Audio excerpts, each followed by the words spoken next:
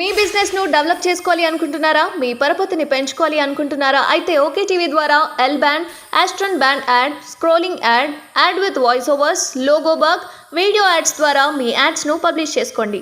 సంప్రదించవలసిన phone number 8520917933. Congress వైపు BRS ఎమ్మెల్యేల క్యూ పార్టీలో చేరేందుకు సిద్ధంగా ఉన్నామంటూ సంకేతాలు. అయితే నిన్న ఇదే సంకేతాలు కొంచెం సునీత లక్ష్మారెడ్డి వీళ్ళందరూ మైపాల్ రెడ్డి వీళ్ళందరూ కలిసిన తర్వాత ఏమైంది, కేసీఆర్ ఒక హెచ్చరిక చేసిండు ఎమ్మెల్యేలకు. మీరు వాళ్ళ వైపు చూడొద్దు, కాంగ్రెస్ వాళ్ళ దగ్గరికి కూడా పోవద్దు, ఏదైనా పనులుంటే కూడా వాయిదా వేసుకోండి, లేదంటే వేరే వాళ్ళతో చేయించుకోండి, కానీ మీరు మాత్రం కాంగ్రెస్ వాళ్ళను కలవద్దు అని చెప్పేసి ఆయన సీరియస్గా హెచ్చరించారు. ఇప్పుడు టీఆర్ఎస్ పార్టీ ఉన్నది, టీఆర్ఎస్ పార్టీలో ఆ టీఆర్ఎస్లో ఉన్నటువంటి కార్యకర్తలైనా ఇప్పుడు తలసాని శ్రీనివాస్ యాదవ్ ఉన్నాడు, సబితా ఇంద్రారెడ్డి ఉంది, సునీత లక్ష్మారెడ్డి ఉంది, గూడెం మైపాల్ రెడ్డి ఉన్నాడు, కడియం శ్రీయర్ ఉన్నాడు. సో వీళ్ళంతా ఏ పార్టీ నుంచి వచ్చారు, ఈయన ఎందుకు వద్దని అంటున్నారు. ఇప్పుడు అవన్నీ కూడా పక్కన పెడతా అన్న, వాళ్ళందరూ ఎవరైనా పక్కన పెడదాం. ఇదే ముఖ్యమంత్రి 2014లో ఆ ముఖ్యమంత్రి కుర్చీలో కూర్చున్న తర్వాత ఏం చేసిండు?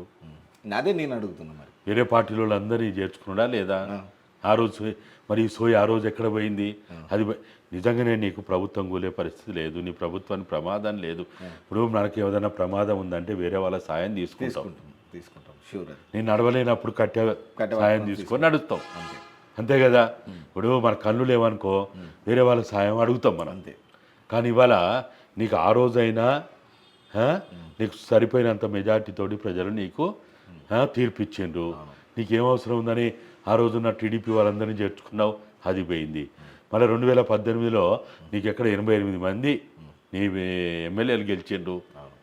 నువ్వు రారాజు కదా ఆ రోజు. 6 నెలలు క్యాబినెట్ మంత్రులను చేయకపోతే కూడా నిన్ను అడిగినోడు లేడు, దిక్కు దశ లేదు. మనం ఎప్పుడో సంస్థానాల అధిపతులను చూసినట్టు, రాజులని చూసినట్టు మనం మళ్ళా నిజాం పాలకుని చూసినట్టు చూడాల్సిన పరిస్థితి వచ్చింది కదా. 2018 ప్రభుత్వం ఏర్పడిన తర్వాత ఇద్దరే కదా ప్రమాణ స్వీకారం చేసింది, ఒకరు ముఖ్యమంత్రి, ఒకరు హోమ్ మినిస్టర్, ఇద్దరే కదా. 6 నెలల వరకు దిక్కు దశ లేదు కదా. పాలన మొత్తం అస్తవ్యస్తం అయినప్పుడు ఉన్నప్పుడు కూడా, నీకు ఎదురు లేదనుకున్నప్పుడు కూడా కాంగ్రెస్ పార్టీని నిలువున కనీసం వాళ్ళకి ప్రతిపక్ష హోదా లేకుండా వాళ్ళకి సంబంధించినటువంటి మొత్తం 12 మందిని నువ్వు ఎట్లా చేర్చుకున్నావు? నీకు ఆల్రెడీ ఉన్నాయి కదా 88 మంది, 12 మందిని చేర్చుకోవడానికి ఆ రోజు నీకు తెలివి లేదా, బుద్ధి లేదా, సోయి లేదా, చట్టం తెలియదా, రాజ్యాంగం తెలియదా? ఇవాళ మాట్లాడడానికి అసలు వాళ్ళకి అర్హత ఎక్కడిది?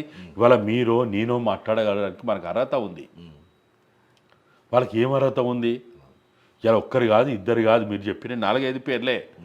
ఇంతమందిని చేర్చుకున్నవే, ఇంతమందిని నువ్వు అసలు ప్రజలు అసహించుకుంటుంటే కూడా. అయితే ఇంకొకటన్నా, ఇప్పుడు మనకు ఆకలేస్తే దొంగతనం చేస్తే ప్రజలు క్షమిస్తారు, అర్థం చేసుకుంటారు.